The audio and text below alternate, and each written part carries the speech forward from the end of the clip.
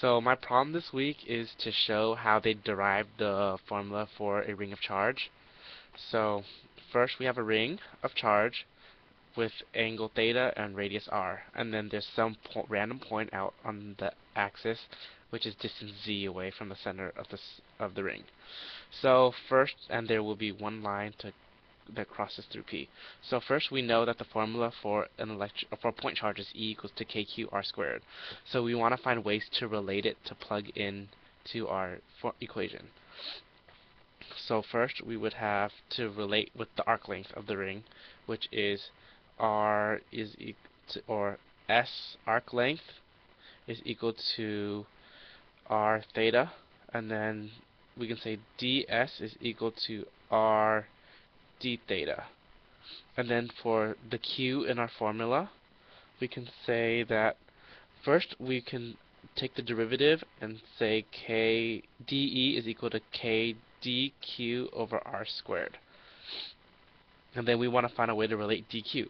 We can say dq is equal to lambda ds. And then this way we can relate our arc length into it, which is lambda is equal to r d theta. And from here we could plug into dq.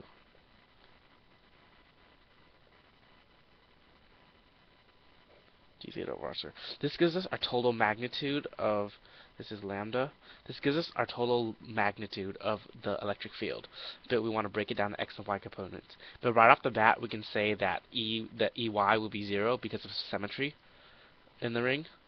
So EY is equal to 0. So we just need to solve for the EX component. So to solve for DEX, we would need the magnitude of dE multiplied by cosine theta. Cosine theta we would get from the triangle, which is lambda, and then distance z and r. So the hypotenuse would be r squared plus z squared. And cosine theta would be equal to z over square root of r squared plus z squared.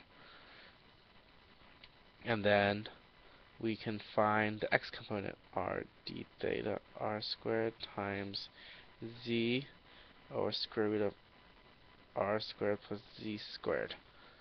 And then we have r squared here still, but we can say that that is the square root of r squared plus z squared, because that is the distance from the ring to that charge to the point on the x-axis. So r is equal to square root of r squared plus z squared. So we would get k lambda r d theta.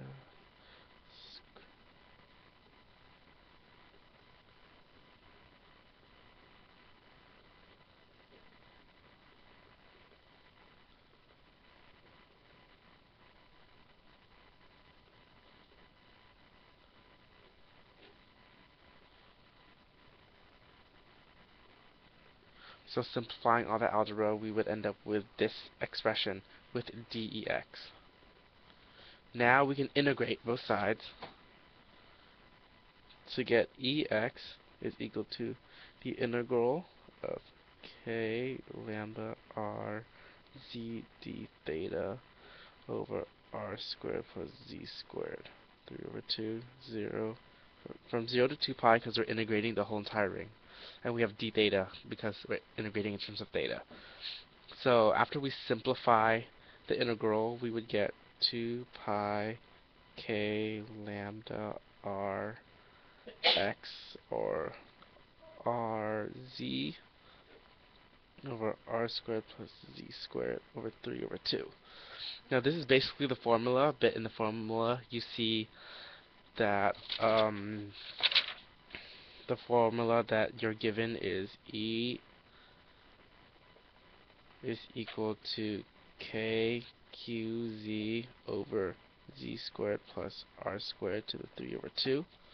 That's because q is equal to 2 pi r lambda.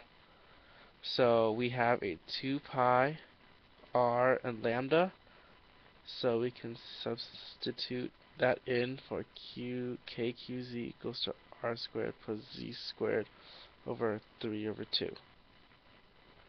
And that is the formula for the ring of charge.